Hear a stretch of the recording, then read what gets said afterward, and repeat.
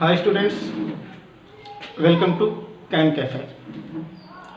हम लोग periodic table का नेक्स्ट वीडियो में एक बहुत ही फेमस साइंटिस्ट लोथर मेयर का वर्क्स देखेंगे, जिसको हम लोग कहते हैं Lothar Meyer's atomic volume curve और लोथर मेयर अरेंजमेंट्स। उन्होंने एलिमेंट्स के physical properties like atomic volume, melting point, boiling point और डेंसिटी, इनको लेकर स्टडी किया और स्टडी करने के बाद एक ग्राफ प्लॉट किए एटॉमिक वॉल्यूम और एटॉमिक वेट के बीच में। और ग्राफ प्लॉट करने के बाद, वो ग्राफ आपका बोर्ड पे है, ग्राफ प्लॉट करने के बाद उन्होंने देखा कि elements having similar properties occupy similar position on the graph. Similar properties वाले एलिमेंट्स सिमिलर पोजीशन ग्राफ में ऑक्यूपाई कर रहे थे। अब क्वेश्चन राइज होता है, एटॉमिक वॉल्यूम कैसे हम लोग कैलकुलेट करेंगे? तो एटॉमिक वॉल्यूम कैलकुलेट करने के लिए atomic weight divide by density, atomic weight by density से हम लोग एटॉमिक वॉल्यूम कैलकुलेट किए। और एटॉमिक वॉल्यूम एटॉमिक वेट के बीच में ग्राफ प्लॉट करने के बाद उन्होंने देखा कि elements having similar properties occupy similar position in the graph. इसीलिए ग्राफ प्लॉट करने के कारण ही लोथर मेयर अरेंजमेंट का एक और नाम है Lothar Meyer atomic volume curve. किसी बुक में आपको ऐसे भी दिखाई देगा, Lothar Meyer atomic volume curve. तो इस कर्व की सबसे बड़ी खासियत ये थी कि जो भी एलिमेंट्स का सिमिलर प्रॉपर्टीज था वो एलिमेंट्स ग्राफ में सिमिलर पोजीशन लेके आए। तो ग्राफ में हम देख रहे हैं कि एल्कली मेटल जो कि बहुत ज्यादा एक्टिव होते हैं, जैसे देखिए आप लिथियम हुआ, सोडियम हुआ, पोटेशियम हुआ, ये सारे ग्राफ में पिक पोजीशन पे आए। आप कह सकते हो alkali metal like lithium, sodium, potassium, rubidium, caesium comes on the peak of the graph.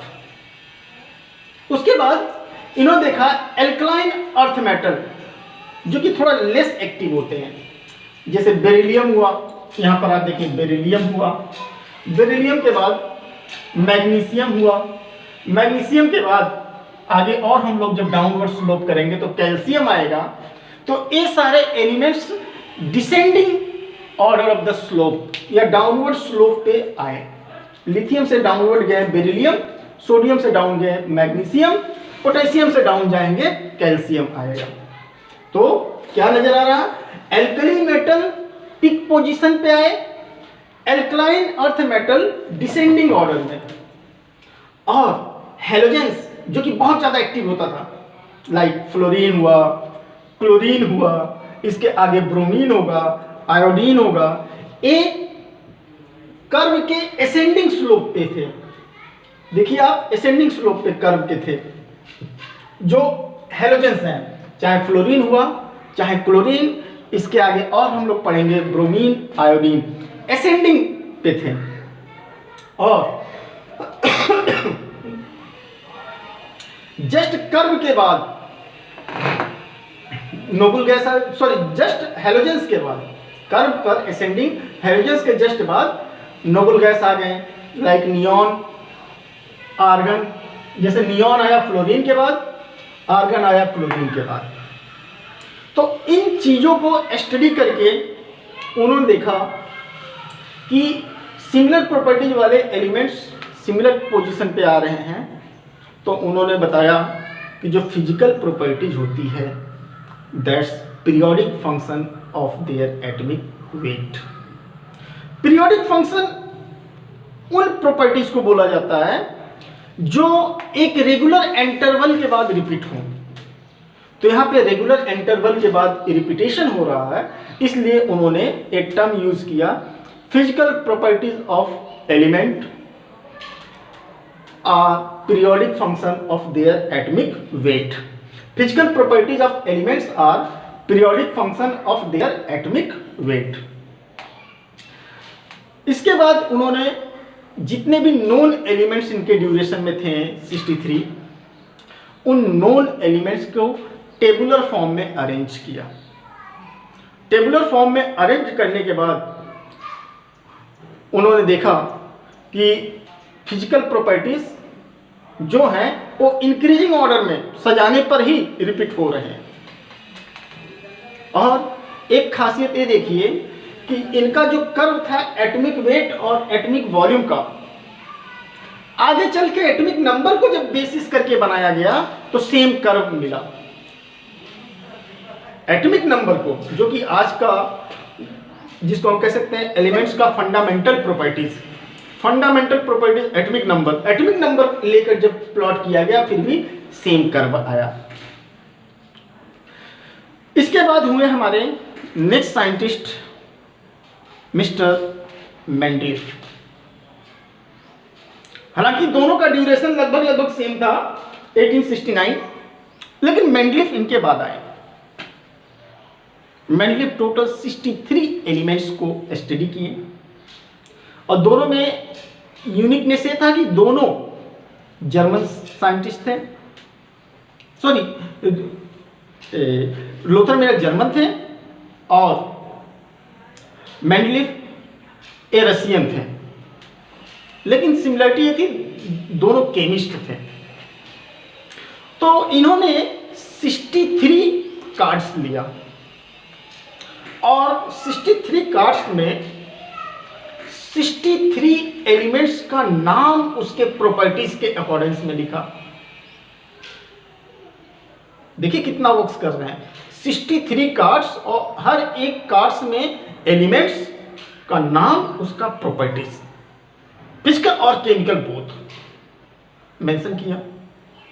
अब क्वेश्चन अराइज था कितने केमिकल प्रॉपर्टीज को लेंगे, तो उन्होंने सिर्फ एलिमेंट्स के दो ही कंपाउंड, दो अदर एलिमेंट्स के साथ कंपाउंड फॉर्मेशन को लिया, एक हाइड्रोजन और एक ऑक्सीजन। एलिमेंट्स का कंपाउंड विथ हाइड्रोजन जिसको हम लोग हाइड्राइड कहते हैं, एलिमेंट्स का ऑक्सीजन जिसको हम लोग ऑक्साइड कहते हैं। इन दो एलिमेंट्स के साथ केमिकल बिहेवियर लिया। उसके बाद इन्होंने देखा कि उस 63 कार्ड्स में बहुत सारे एलिमेंट्स का प्रॉपर्टीज आपस में रिसेंबल कर रहा था, तो उन्होंने सिमिलर प्रॉपर्टी वाले को एक के नीचे एक रखते हुए चला आया। तो क्या देखा कि ये खुद increasing order of atomic wait में अरेंज हो गए, जिसके कारण इन्होंने एक लॉ दिया जिसको बोला गया मेंडलीफ्स पीरियोडिक लॉ। उन्होंने अपने लॉ में कहा कि physical and chemical properties are the periodic function of their atomic weight. मैं थोड़ी देर पहले ही बताया था, पीरियोडिक फंक्शन उन प्रॉपर्टीज को बोला जाता है जो एक रेगुलर इंटरवल के बाद अपने को रिपीट करें। तो मेंडलीफ्स पीरियोडिक लॉ में कहा जाता है physical and chemical properties of an element is the periodic function of their atomic wait. इनके समय में एटॉमिक मास को एटॉमिक वेट ही बोला जाता था, क्योंकि उस समय तक एटॉमिक वेट और एटॉमिक मास में कोई ज़्यादा डिस्टिंग्विश नहीं था और लोग इसके ऊपर केयर भी नहीं कर रहे थे कि वेट और मास दोनों अलग अलग है। हालांकि आजकल जितनी भी बुक्स हैं लेटेस्ट में एटॉमिक वेट ना लेकर एटॉमिक मास उसको हम लोग अडॉप्ट करते हैं। तो इन्होंने बताया physical and chemical properties of an element is the periodic function of their atomic wait. अब क्वेश्चन राइज होता है कि सेम चीजें लोथर मेयर भी बोले, सेम चीज मेंडलीफ भी बोले, तो मेंडलीफ को इतना ज्यादा रिवार्ड क्यों मिला, जबकि लोथर मेयर मेंडलीफ के पहले थे?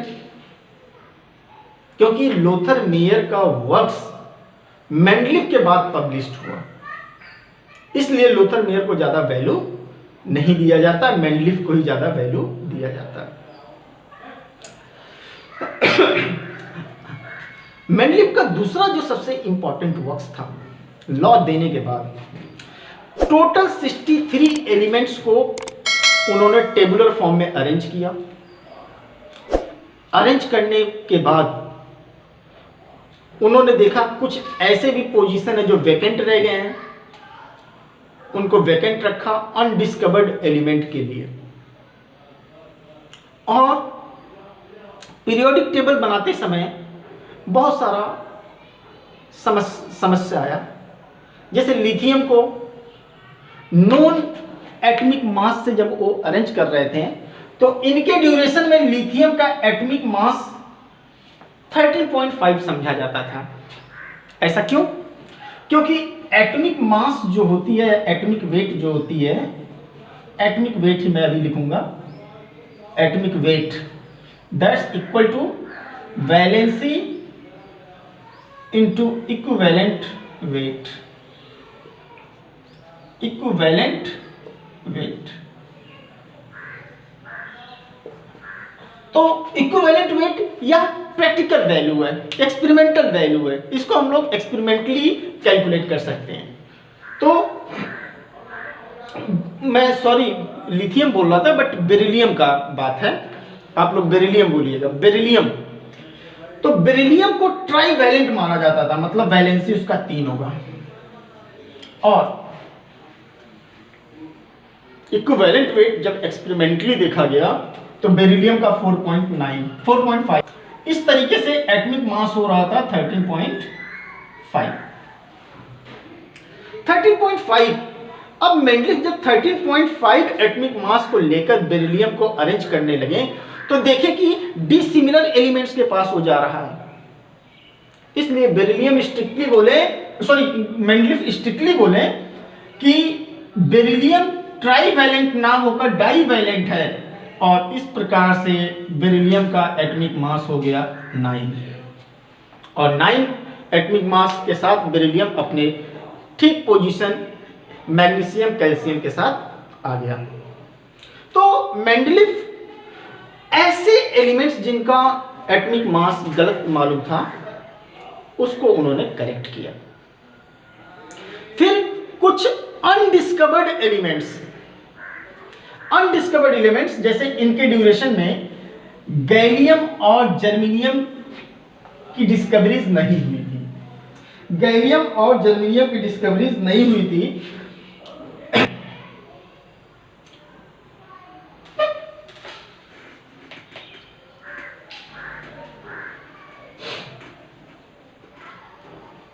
यहां पर गैलियम है जो कि एल्युमिनियम के नीचे है, और जर्मेनियम है जो कि सिलिकॉन के नीचे है। इन दो एलिमेंट्स का डिस्कवरीज नहीं हुई थी, अननोन थे साइंटिस्ट इनके समय में। इन्होंने देखा कि इस रेंज का एटॉमिक मास, यानी एटॉमिक मास गैलियम का 70 यदि आता, सॉरी 68 आता है atomic mass according to Mendeleev, if elements discovered with atomic mass 68 then it must resemble with aluminium। और इन्होंने संस्कृत का एक वर्ड लिया ईका और साथ में लिख दिया एल्यूमिनियम। ईका का मतलब हुआ नेक्स्ट, और यहां पे संस्कृत का एक वर्ड लिया ईका और रख दिया नाम सिलिकॉन, यानी next to silicon and next to aluminium. If element discovered having atomic mass 8, then properties of that element resembles with aluminium। यदि 68 एटॉमिक मास वाला कोई एलिमेंट डिस्कवर्ड होता है तो वह उसका प्रॉपर्टीज एल्युमिनियम से मिलेगा, ऐसा मेंडलीफ ने कहा था। और यदि 70 एटॉमिक मास वाला कोई एलिमेंट्स का डिस्कवरीज होता है तो उसका प्रॉपर्टी सिलिकॉन से मिलेगा। और तो और देखिए, जब इन दो एलिमेंट्स का डिस्कवरीज हुई तो मेंडलीफ जिन चीजों को प्रिडिक्ट किए थे, जिन प्रॉपर्टीज को, इनका प्रेडिक्शन पूरी तरह से करेक्ट निकला। ये तो मेंडलीफ की अच्छी बातें हुई। साथ ही साथ मेंडलीफ पीरियोडिक टेबल का फॉर्मेशन किए। उस पीरियोडिक टेबल में नॉन एलिमेंट्स को तो पोजीशन दिया ही, साथ ही साथ अनडिस्कवर्ड एलिमेंट्स के लिए भी वैकेंट पोजीशन रखा। अनडिस्कवर्ड एलिमेंट्स के लिए भी वैकेंट पोजीशन रखा।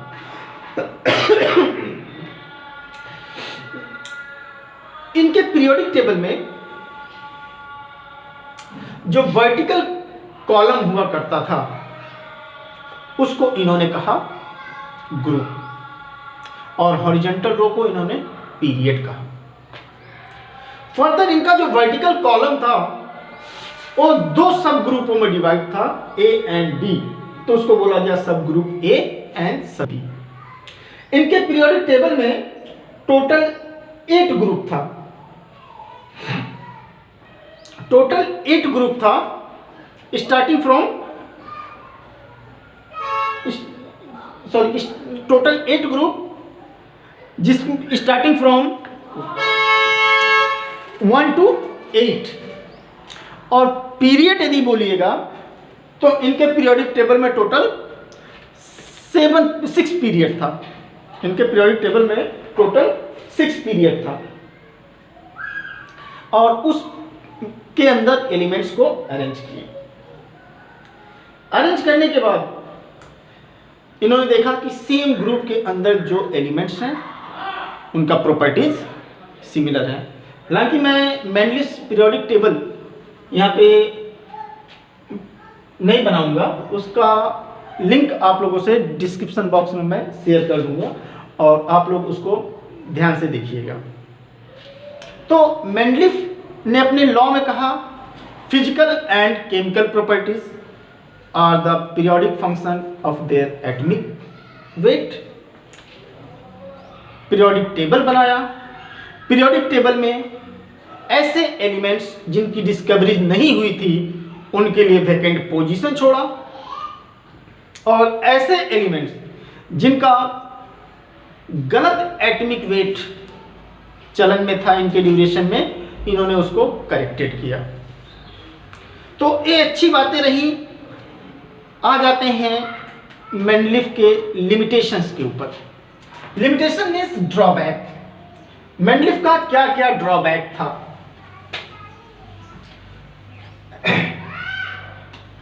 Drawback of Mendeleev periodic table, लॉग नहीं बोलेंगे, drawback of Mendeleev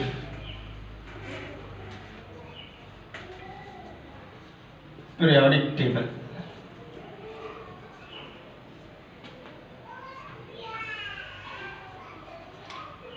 first drawback, इनके पीरियोडिक टेबल में हाइड्रोजन का पोजीशन फिक्स नहीं था। आप कह सकते हो position of hydrogen not fix, यानी position of hydrogen not fix. Hydrogen का पोजीशन फिक्स नहीं था।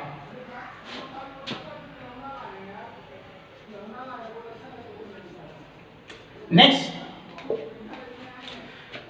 इनका periodic table increasing order of atomic weight था, लेकिन कुछ पोजीशन ऐसे हुए जहां पर अधिक एटॉमिक मास वाला पहले आ गया देन लोअर।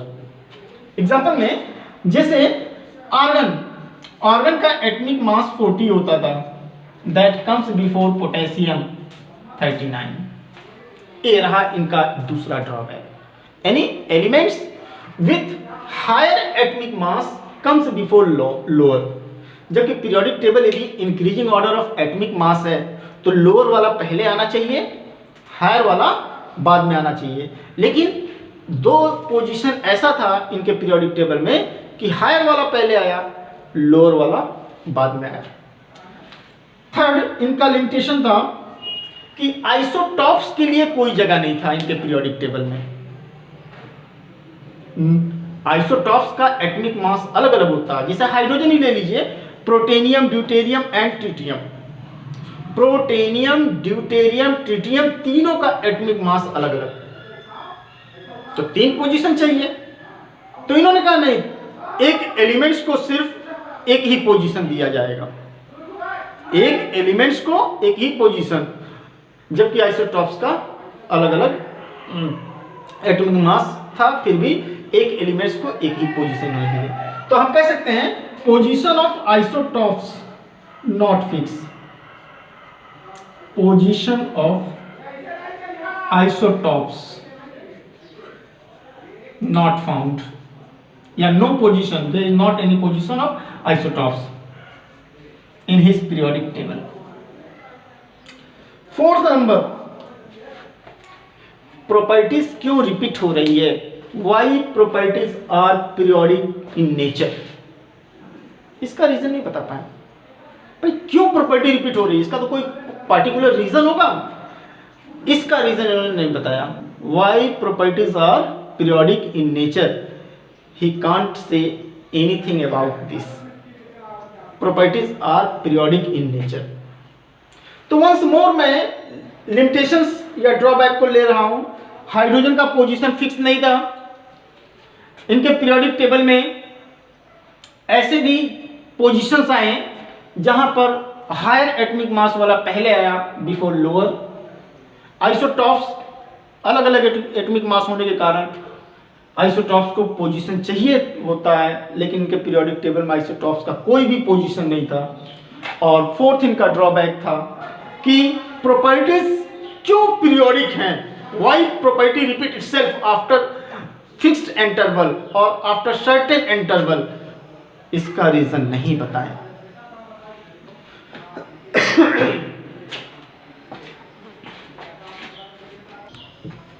इनका नेक्स्ट लिमिटेशन था कि लेंथेनॉइड्स और एक्टिनॉइड्स के लिए कोई भी इनके पीरियोडिक टेबल में जगह नहीं था।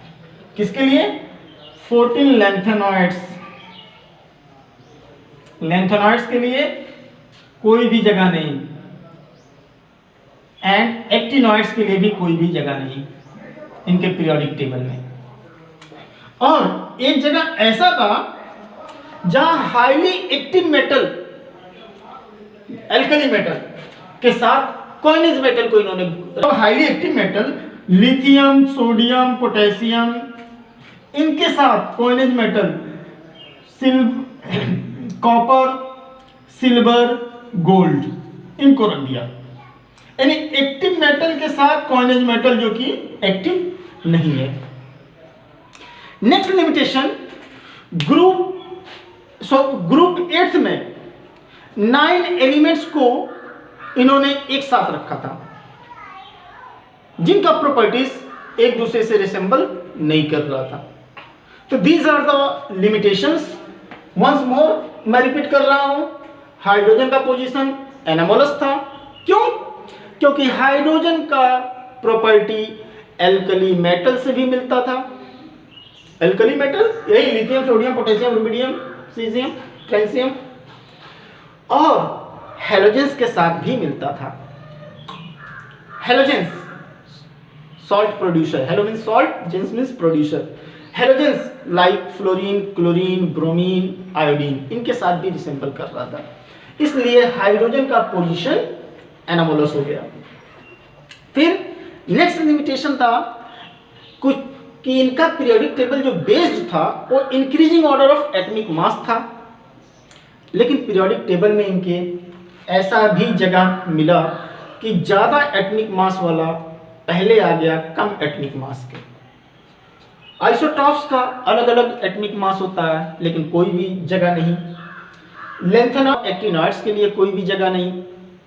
और डिसिमिलर एलिमेंट्स को आपस में इकट्ठा रखा, जैसे एल्कली मेटल के साथ कॉइनेज मेटल को रख दिया। ग्रुप 8 में टोटल 9 एलिमेंट्स को पुट किया, उसका कोई बेस्ड नहीं था। और सबसे बड़ी बात, प्रॉपर्टीज क्यों रिपीट होती है? Why properties are periodic function of atomic weight? He can't say anything about this. तो